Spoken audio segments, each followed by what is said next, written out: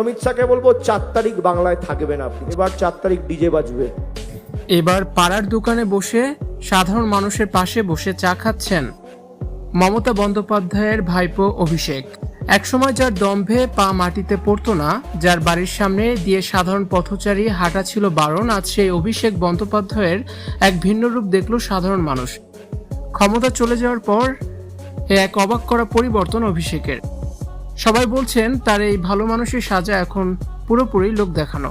পাড়ার সাধারণ টং দোকানে বসে সাধারণ মানুষের সাথে চা খাওয়ার একটি ভিডিও সম্প্রতি ভাইরাল হয়েছে, যা নিয়ে রাজনৈতিক মহলে শুরু হয়েছে তুমুল বিতর্ক। ভাইরাল হওয়া ভিডিওতে দেখা যায় অভিষেক বন্দ্যোপাধ্যায় একটি সাধারণ চায়ের দোকানে বসে মাটির ভাঁড়ে চা খাচ্ছেন। আশেপাশে বসে আছেন সাধারণ মানুষ।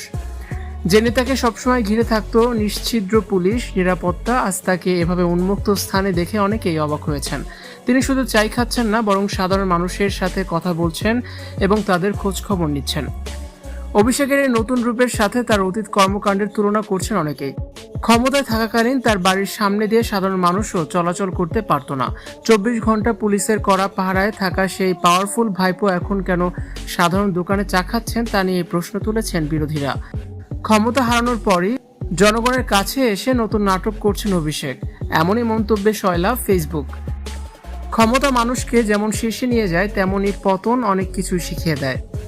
বড় বড় বেফাঁস মন্তব্য করা অভিষেক এখন নির্বাচনের হারের পর যেন চুপসে গেছেন।